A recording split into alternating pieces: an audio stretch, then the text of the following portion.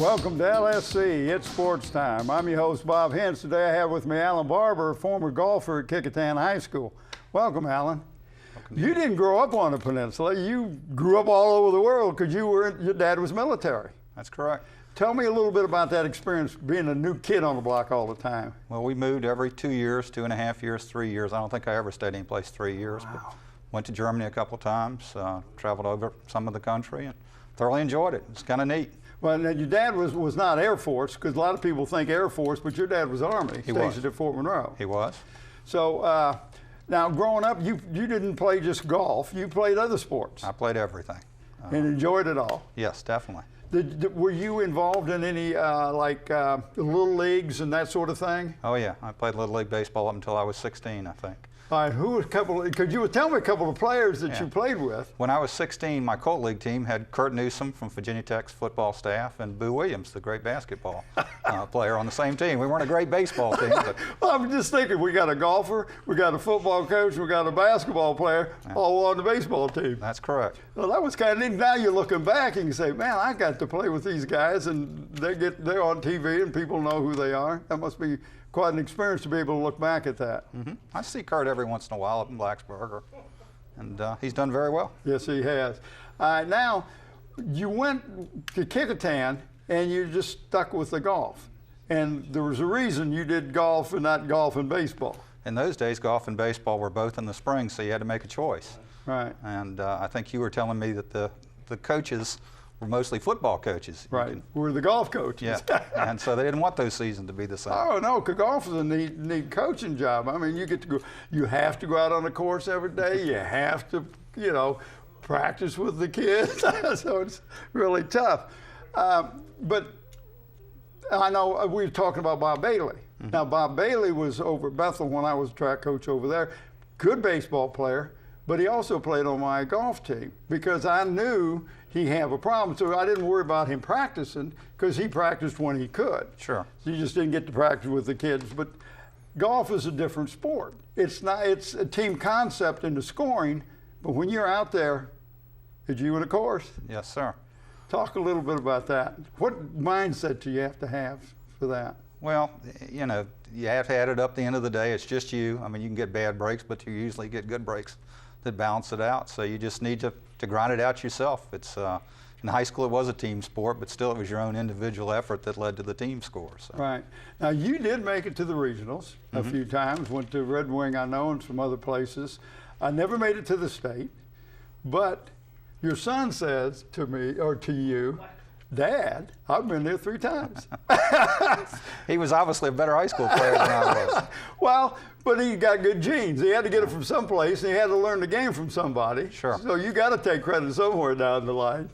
But I thought that was kind of unique that your son would say, well, Dad, did you make it to the state? So, but when you were over at Kecoughtan playing, who were some of the guys that played on your team? Can you remember some Well, of them? yeah, I actually ran into one of them. Scott Van Valkenburg is a doctor in the Air Force, and I ran into him. He was stationed here for a while, probably 5, 6, 7 years ago. Right.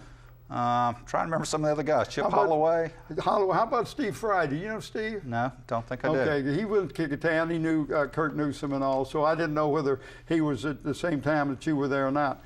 Now, when you were playing golf and you would play against these different teams, because of your handicap, you were always against or paired up with guys of similar handicaps of pretty good golfers.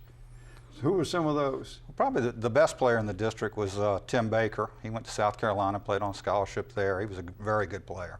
And he's still down in South Carolina, by the way. Is he? Yeah. I used to run into him every few years. I haven't seen him in a while. Yeah. I'm trying to remember. John Chenote, I think, played for. Right. I'm trying to remember. It was Pembroke. I think it was Pembroke he was playing. And Boyd, Boyd Jones played at York.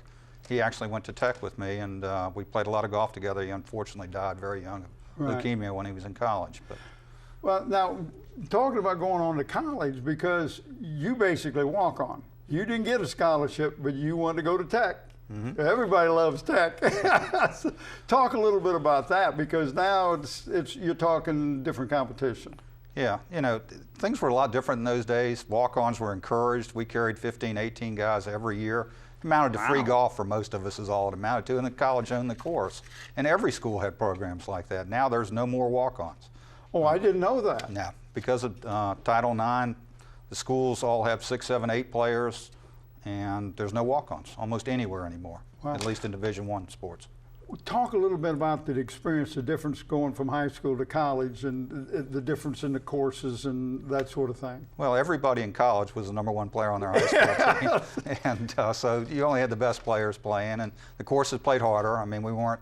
Once again, they set up the high school courses so that the guys that shot 100 could finish. Right. In college, they set it up because they figured everybody could play, so they set them up tough. So it was a big step up. Right. Now, when you ended up getting a little bit of money, a partial scholarship helped you out a little bit, but so you must have done pretty good.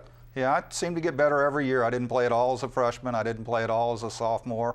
Played some as a junior and played all the time as a senior. So I just lasted 4 years and got a little better every year.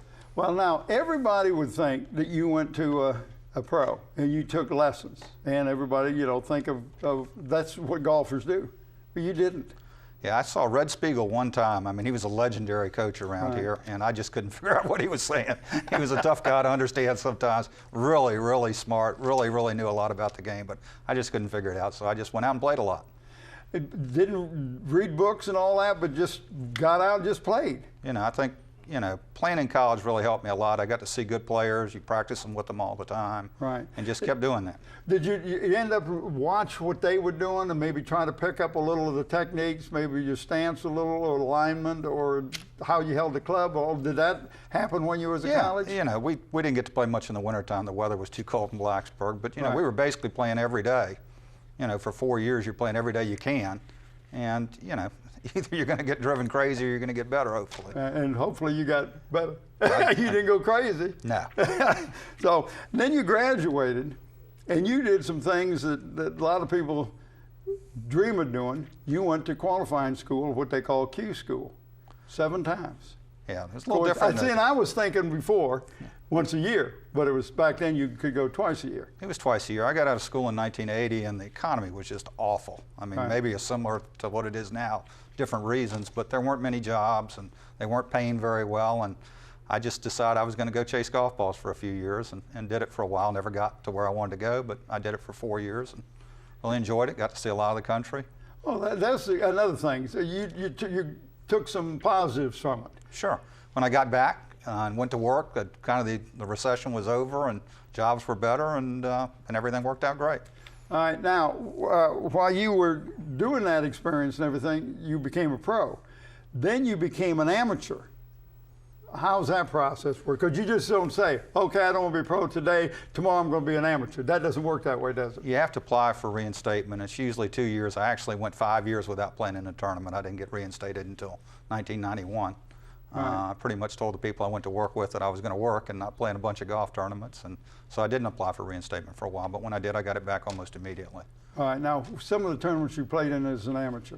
I played in the National Amateur, I played in the National Mid-Amateur, played in the British Amateur, played in any number of state tournaments over the years, regional tournaments, played a lot of nice tournaments in a lot of nice places.